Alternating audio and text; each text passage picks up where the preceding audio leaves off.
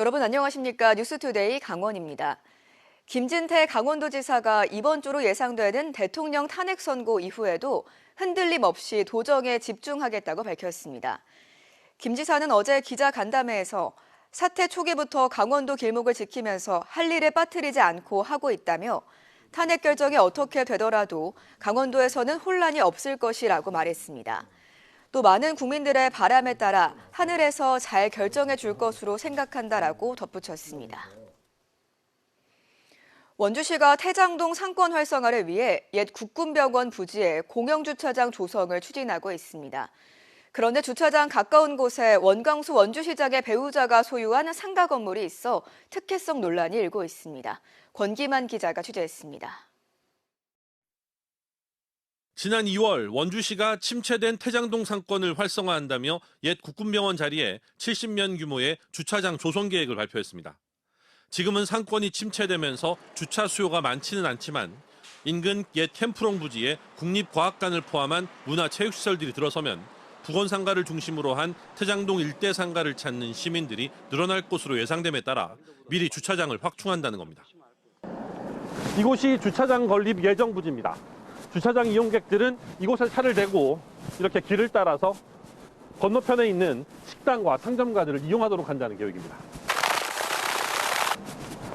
그런데 횡단보도를 건너자마자 있는 건물, 바로 원광수 원주시장의 배우자가 소유한 건물입니다. 공영주차장이 생기면 상가의 시장 가치가 가장 많이 오를 것으로 예상되는 곳 중 하나입니다. 해당 상가와 50m 정도 떨어진 곳에도 2023년 12월 17면에 공영주차장이 생겼습니다. 인근 상인들 입장에서는 좋기도 하지만 한편으로는 꺼림직한 것도 사실입니다.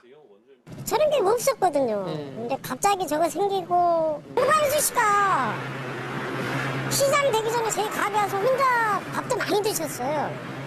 그럴 때는 왜 안 해놓고. 원주시는 옛 국군병원 부지 주차장 조성에 9천만 원의 사업비가 들고 국방부에 내는 임대료로 연간 2,100만 원씩 투입될 것으로 예상하고 있습니다. 물론 주차장을 조성하면서 시장과 가족 소유의 상가가 있는지 또 주차장이 생기면 그 상가의 가치가 올라갈 것을 예상하지 못했을 수도 있습니다. 하지만 충분히 오해를 살 수도 있는 상황인 만큼 시정을 대표하는 선출직 공직자로서 더 조심하고 더 신중했어야 하는 것 아니냐는 아쉬움이 남습니다. MBC 뉴스 권기만입니다. 올해 들어 속초 영랑호 일대 대규모 관광 개발을 놓고 또 다시 속초 지역에서는 개발이냐 보존이냐 논란이 일고 있습니다. 시민단체들은 석호의 가치를 조명하는 전문가들의 의견을 들어 개발 계획을 비판하고 있는데요. 속초시는 사업체의 추진 의지를 확인했다며 주민들과 잘 소통해 사업을 추진하겠다고 밝혔습니다. 김형호 기자가 취재했습니다. 최근 100년 동안의 석호 면적과 식생 변화 연구에 따르면 고성 화진포와 강릉 경포호, 속초 영랑호의 보존 상태가 가장 우수합니다. 속초 영랑호는 경관적인 측면에서 가치가 특히 높다는 게 전문가들의 의견인데 제도적 보호 장치는 부족한 게 현실입니다. 환경단체는 속초시가 대기업의 제안을 받아 추진하는 1조 원대 관광단지 계획이 친환경적인 측면을 침해할 가능성이 높다고 지적합니다. 개발업자들 말만 듣고 그 계획만 발표하지 말고 전문가나 시민들이나 의견을 수렴한 후에 그 사업이 어느 정도 가능하고 어느 정도는 방향을 바꿔야 되고 하는. 현재도 영랑호 핵심 구역에 부교가 설치됐다가 철거될 상황에 놓일 정도로 추가 개발이 현재 시민의 휴식 공간을 유지할지 걱정하는 의견이 많습니다. 특히 개발 사업 자체가 유원지 조성보다는 민간 업체의 부동산 개발로 변질될 가능성을 우려하는 지적도 있습니다. 4군데 출입구를 만들겠다. 앞서 말씀드린 빌라 짓겠다. 이런 얘기가 나왔습니다. 그러면은 이게 부동산 개발이라는 어떤 그것이 개발 사업자한테서 확실히 증명 보장되는 거 아니겠습니까? 속초시는 공감대 형성이 부족했다는 지적에 대해서는 올해 6월까지 추가 행정 절차가 없으면 유원지 지정이 해제될 상황이란 이유를 들어 사업 추진 과정에서 비밀을 유지할 수밖에 없었다고 설명했습니다. 지난주에는 속초 북부권 지역을 순회하며 영랑호 관광단지 사업을 설명하고 의견을 수렴하기 시작했습니다. 우리 북부권에는 2층이나 3층 정도의 빌라형 펜션이 들어옴으로써 이 울산바이나 이 설악산을 그대로 조망할 수 있는 조망권은 확보가 되는 그런 내용으로 충분히 시민들의 의견을 듣고자 주민 의견 수렴의 기회를 여러 번 갖도록 하겠습니다.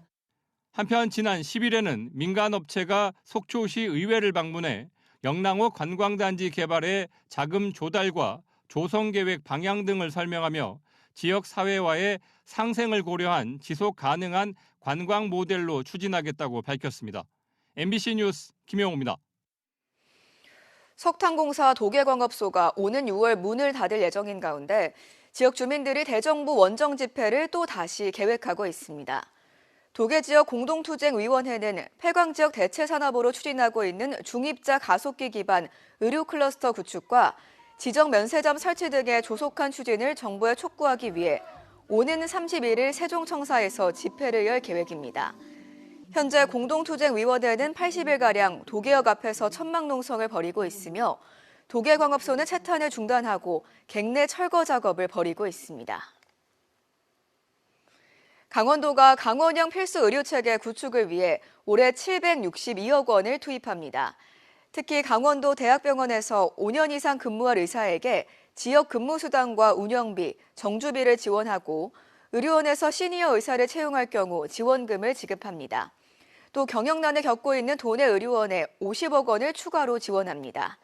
강원도는 의료 공백 해소를 위해 당초 편성 예산 645억 원에서 117억 원을 더 투입하기로 했습니다. 청년 인구가 가파르게 줄면서 이제 49살도 청년인 시대가 됐습니다. 강원도 대부분 지자체가 지역 소멸에 대응하기 위해 청년 나이를 40대까지로 높이고 있습니다. 이송미 기자가 전해드립니다. 인제군 상남면의 한 카페. 올해 41살이 된 장승호 씨가 5년 전 인제군의 청년 창업 지원을 받아 차린 가게입니다. 인테리어 비용 등 운영 자금으로 3천만 원 가까이 지원받았습니다. 오픈 초창기에 이제 어찌됐든 이제 목돈이 들어가는 부분이 많으니까 이제 그 시설비라든지 이제 그런 부분이랑 특히 이제 월세 같은 부분도 이제 같이 지원을 해주셔가지고 이런 지원을 받는 청년이 대폭 늘어납니다. 인제군이 청년 나이를 기존 39세까지에서 49세까지로 높였기 때문입니다. 인제군의 청년 예산은 총 166억 원, 30여 개 청년 지원 사업 가운데 주거와 농업 분야 비율이 높습니다. 지원 대상자가 된 40대 청년들은 숨통이 트였다는 반응을 나타냈습니다. 처음에 농사를 지러 들어왔을 때 기반이 있어야 되는데 그 기반을 마련하기가 좀 쉽지가 않아요. 이번에 조례가 바뀜으로써 좀 혜택을 받을 수 있는 기회가 오게 돼가지고 이렇게 인제군이 청년 나이를 높인 건 청년 수가 계속 줄고 있기 때문입니다.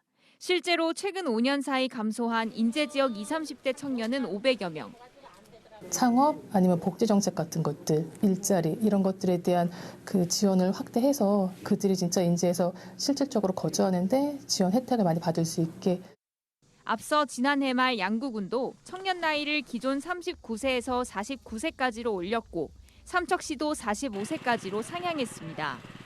40대가 청년인 지자체는 춘천과 원주, 홍천과 영월, 고성을 제외하고 강원도와 13개 시군으로 늘어났습니다.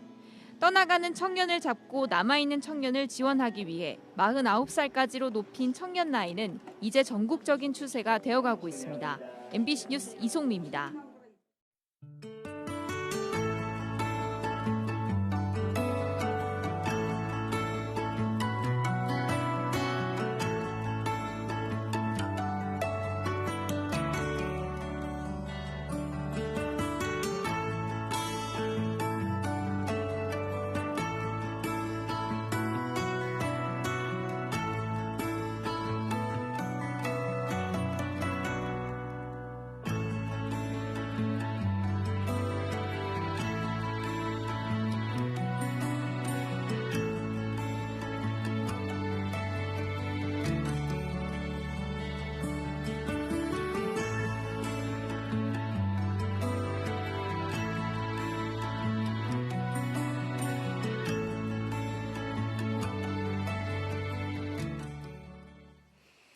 삼척 강릉 고속화철도 건설 여론이 높아지는 가운데 정부의 예비 타당성 조사에 대응하기 위한 관계기관의 실무협의체가 가동되기 시작했습니다. 국토교통부와 국가철도공단, 강원도, 강릉시와 동해시, 삼척시 관계자들은 최근 실무협의를 열고 2년 전부터 정부에서 진행하는 예비 타당성 조사를 반드시 통과하도록 협력하기로 했습니다. 또 이를 통해 동해선 운행시간 단축과 이용객 편의 증대에 노력하기로 했습니다. 총 연장 45.8km인 삼척 강릉 고속화철도 건설 사업은 현행 시속 60km인 노선을 200km 이상으로 향상시키는 사업으로 총 사업비는 1조 3천억 원 정도로 추산됩니다. 지난해 12월 비상계엄 이후 경제 불확실성을 극복하기 위해 춘천시가 3차 경제안정 대책을 발표하고 상반기에 민생 예산의 70% 이상을 집행하기로 했습니다. 먼저 춘천사랑상품권 발행액을 430억 원에서 600억 원으로 늘리고 민관협력 배달앱 땡겨유의 할인 쿠폰 예산을 증액합니다. 또 소상공인 특례보증 수수료 전액을 지원하고 춘천시티투어 이용료 50% 할인을 처음 시작합니다. 이와 함께 청년 월세 지원을 12개월에서 24개월로 연장하고 다자녀 기준을 3명에서 2명으로 낮춥니다. 강원도와 원주, 충주 권영 5개 시군이 원주 세브란스 기독병원과 24시간 소아청소년 응급실 운영을 위한 업무 협약을 체결했습니다. 이번 협약에는 강원도와 원주시 횡성군, 영월군, 충주시, 제천시가 참여해 소아청소년 응급실 운영에 필요한 예산 15억 원을 3년 동안 나눠 지원하기로 했습니다. 원주 세브란스 기독병원은 의료인력 채용에 어려움을 겪으면서 주말과 월요일 야간에 소아청소년 응급실을 운영하지 못했는데 이번 협약을 계기로 오는 7월 이후로 인력을 충원하면 휴진 없이 운영이 가능할 것으로 기대하고 있습니다. 양양군에 인공서핑장이 포함된 해양레포츠 실내교육원이 조성됩니다. 강원도와 양양군은 지난 2022년부터 추진한 해양레포츠 실내교육원 설립 타당성 용역이 비용 대비 편익 비율에서 1.1로 산출돼 사업 타당성을 확보했다며 오는 6월 지방재정 투자 심사를 마무리한 뒤 하반기부터 사업을 추진할 예정이라고 밝혔습니다. 해양레포츠 실내교육원은 총 사업비 454억 원을 투입해 양양군 현북면 중광정리 서피비치 인근에 인공서핑장과 실내 수영장을 포함한 지상 3층, 연면적 6,200제곱미터 규모로 지어집니다. 옛 캠프페이지 개발 방향을 놓고 강원도와 충천시가 충돌한 가운데 정광열 강원도 경제부지사가 캠프페이지 개발 계획과 춘천시 미래에 대해 제대로 된 계획을 세우고 싶다며 육동안 시장에게 공개 토론을 제안했습니다. 정 부지사는 캠프페이지에 강원 호국광장과 미디어 아트센터를 건립할 수 있지만 현재로선 춘천시의 개발 계획과 시각차가 크다고 밝혔습니다. 또 24일로 예정된 시민공청회에 강원도가 추천한 전문가를 참여시켜달라고 춘천시에 요구했습니다. 강원도가 미래 농업과 바이오, 수소에너지 등 기후테크 산업을 7번째 미래 산업으로 육성합니다. 특히 175억 원을 들여 기후변화 대응 복합센터를 춘천에 조성해 기후 관련 창업과 산업 육성의 거점으로 발전시킬 계획입니다. 기후테크는 기후변화에 대응하며 수익을 창출하는 산업으로 강원에서는 춘천 수열에너지 클러스터와 동해안 수소 저장 운송 클러스터 등 9천억 원 규모의 사업이 추진되고 있습니다. 최근 10년간 강원 지역에서 발생한 화재로 179명이 숨졌고 이 가운데 68%는 주택 화재로 숨진 것으로 나타났습니다. 강원도 소방본부에 따르면 2015년부터 지난해까지 2812건의 화재가 발생해 모두 179명이 숨졌습니다. 강원 뉴스 마칩니다. 고맙습니다.